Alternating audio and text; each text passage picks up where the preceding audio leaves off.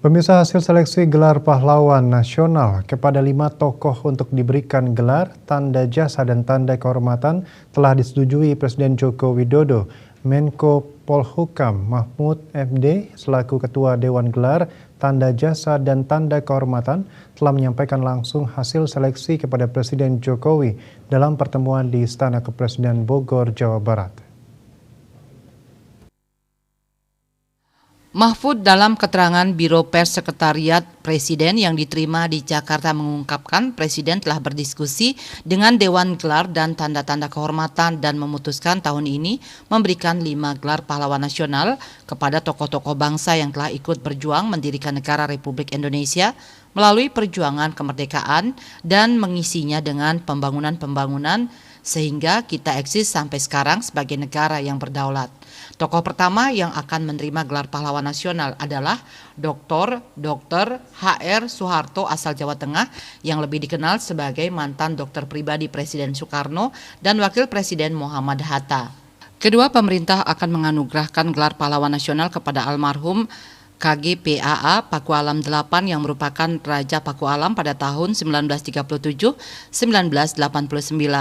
Beberapa jasa yang telah diberikan almarhum KG.PAA Pakualam 8 antara lain bersama Sultan Hamengkubuwono IX dari Keraton Yogyakarta mengintegrasikan diri pada awal kemerdekaan RI sehingga Negara Kesatuan Republik Indonesia menjadi utuh hingga saat ini. Ketiga, pemerintah akan menganugerahkan gelar pahlawan nasional kepada almarhum Dr. Raden Rubini Natawisastra dari Kalimantan Barat. Menurut Mahfud, almarhum Dr. Raden Rubini Natawisastra telah menjalankan misi kemanusiaan sebagai dokter keliling pada saat kemerdekaan. Keempat, pemerintah akan menganugerahkan gelar pahlawan nasional kepada almarhum H. Salahuddin bin Talibudin dari Maluku Utara. Selama 32 tahun, almarhum H. Salahuddin bin Talibudin dinilai telah berjuang dan ikut membangun Indonesia berdasarkan Pancasila. Ia pernah dibuang ke Bovendigul pada tahun 1942 dan juga dibuang ke Sawalunto pada tahun 1918-1923. Kelima, pemerintah akan menganugerahkan gelar pahlawan nasional kepada almarhum Kiai Haji Ahmad Sanusi dari Jawa Barat.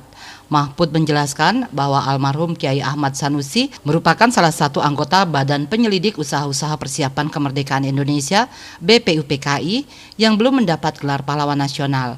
Tokoh Islam yang memperjuangkan dasar negara yang menghasilkan kompromi lahirnya negara Pancasila. Mahfud pun mengimbau daerah-daerah asal para tokoh penerima gelar pahlawan nasional untuk mempersiapkan diri hadir pada peringatan Hari Pahlawan 10 November yang rencananya akan digelar pada hari Senin 7 November 2022 di Istana Negara Jakarta. KMB Bali Pos melaporkan.